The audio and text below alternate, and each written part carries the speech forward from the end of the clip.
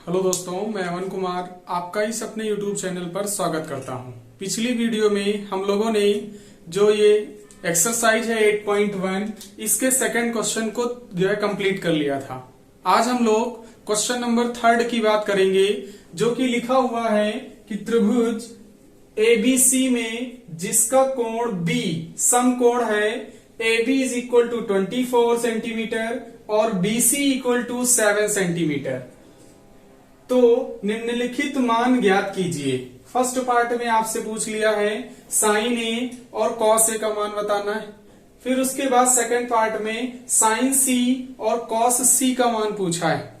तो सबसे पहले हम लोग फर्स्ट वाले पार्ट के लिए सॉल्व करते हैं, और इसमें भी आपको जो मान जो दे रखा है उसको नोट कर लेंगे। तो उसमें लिखा है A B equal to 24 centimetre और BC इक्वल टू 7 सेंटीमीटर, ये दे रखा है। और ये जो आपका ट्रायंगल इसमें ड्रॉ करना है वो ABC ड्रॉ करना है। क्वेश्चन में पहले से जो है बता दिया गया है, और इस क्वेश्चन में एक कंडीशन भी दिया है कि इस ट्रायंगल में B कोण 90 ही होना चाहिए, यानी कि समकोण ही होना चाहिए। यानी B को तो हमें यहीं पर लिखना है। अब उसके बाद A और B कहीं भी जो है उसको कंसीडर किया जा सकता है। जब आपसे कह देगा कि B कोण समकोण है, तब फिर आपको B को 90 पर ही नेम जो है रखना है, कुछ इस तरीके से। अब उसके बाद A को यहां पर कंसीडर कर लो और C को यहां पर कंसीडर कर लें। B हो चुका है। अब उसके बाद AB को देखा जाए तो ये 24 हो जाएगा, और BC जो दे रखा था वो 7 हो जाएगा, कुछ इस तरीके से। यस। अब उसके बाद AC इसमें नहीं पता है, तो सबसे पहला काम होगा इस AC को फाइंड करना। तो उसके लिए लिखेंगे AC equal to question mark. तो लिखेंगे पाइथागोरस प्रमेय से।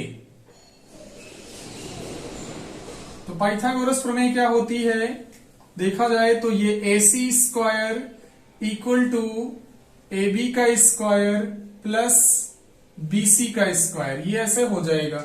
वैल्यूज को पुट किया जाए तो AB का मान 24 यानी 24 का स्क्वायर, BC का मान 7 तो ये 7 का स्क्वायर, और इसका स्क्वायर किया जाए तो 576, और 7 का स्क्वायर 49 तो ये 49 हो जाएगा। और इन दोनों को ऐड करेंगे तो 625 आएगा, यानी AC स्क्वायर का मान 625। तो अगर यहां से हम लोग AC की वैल्यू फाइंड करना चाहें तो ये 625 पर अंडर रूट लग जाएगा। इसका स्क्वायर रूट निकालें तो ये 25 मिलेगा, यानी AC की वैल्यू 25 सेंटीमीटर आ गई। यानी इस वाले राइट एंगल ट्रायंगल में AC जो है वो 25 मिल गया। अब उसके बाद फर्स्ट वाले पार्ट को हम लोग जो है सॉल्व कर सकते हैं। इसमें आपसे पूछा था साइन A का मान और कॉस A का मान पूछा था। तो लिखेंगे फर्स्ट पार्ट में आपसे साइन A पूछ लिया है, तो साइन A यानी इस वाले ट्रायंगल में A का मतलब हुआ एंगल A के हिसाब से आपको देखना है। तो एंगल A के हिसाब से देखा जाए तो परपेंडिकुलर का काम BC करेगी, और जो हाइपोटेनियस है वो AC हो जाएगी, और जो बेस है वो AB हो जाएगी।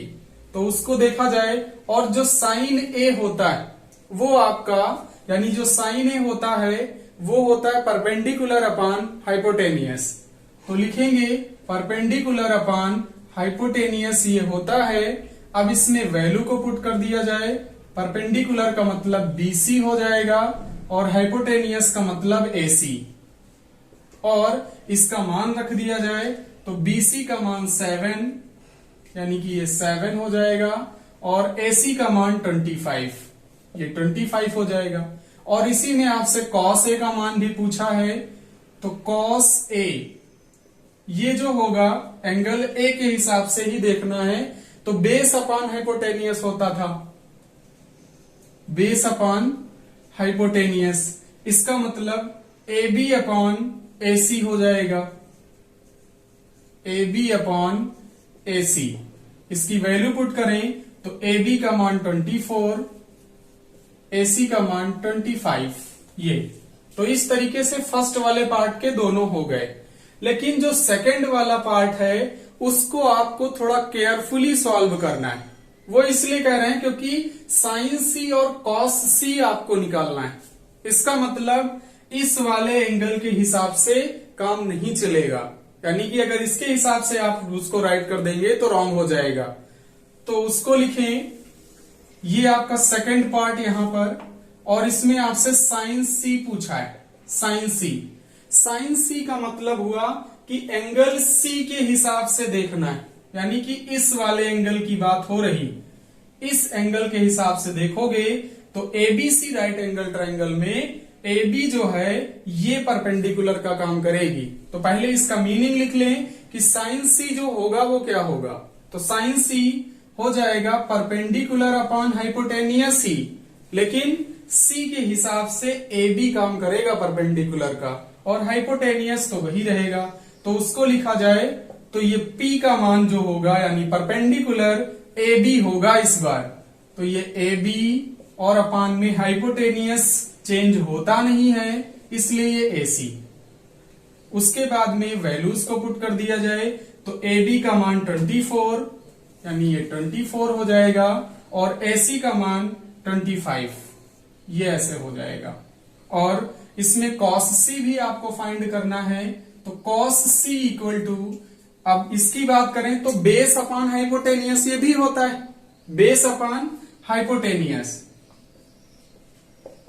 और इस वाले C के हिसाब से बेस का काम ये BC करेगा इस बार, BC। तो BC को लिखा जाए तो बेस ये BC हो गया, और अपॉन में हाइपोटेनियस AC हो जाएगा।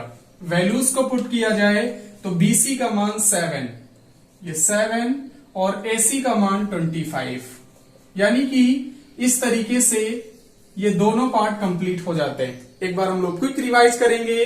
इस वाले क्वेश्चन में आपको AB का मान 24 सेंटीमीटर, BC का मान 20 जो है आपका ये 7 दे रखा, सिर्फ ओनली 7, और ये जो लिखा हुआ था उसको कंसीडर कर लिया गया।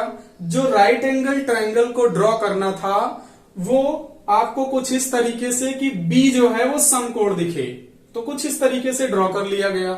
फिर उसके बाद इस वाले ट्रायंगल की साइड AC को फाइंड किया गया by the help of Pythagoras theorem, तो वो AC is equal to 25 centimetre निकला।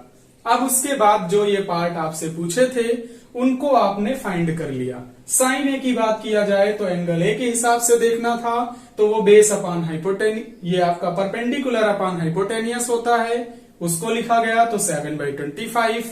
फिर cos A का मान जो है पूछा जाए तो ये कितना हो जाएगा 24/25। वैसे ही जो सेकंड पार्ट था उसमें जो है थोड़ा केयरफुली वर्क आपको करना था, क्योंकि साइन C और cos C पूछ लिया था। इसका मतलब एंगल C के हिसाब से दोनों मान बताने थे। तो अगर साइन C की बात करें तो P/H होगा ही, लेकिन इस वाले में जो P का काम करेगा मतलब परपेंडिकुलर का, वो AB वर्क करेगा, और जो हाइपोटेनियस है वो AC। तब साइन C की वैल्यू 24/25 आएगी। उसके बाद cos C वैसे ही लिख लिया गया। तो ये जो cos C होता है बेस अपॉन हाइपोटेनियस, तो बेस का काम BC करेगा C वाले एंगल के लिए, तो ये आपका BC/AC। वैल्यूज को पुट किया गया तो 7/25। इस तरीके से दोनों आंसर कंप्लीट हो जाते हैं। तो आई होप कि आपको ये वीडियो पसंद आया होगा।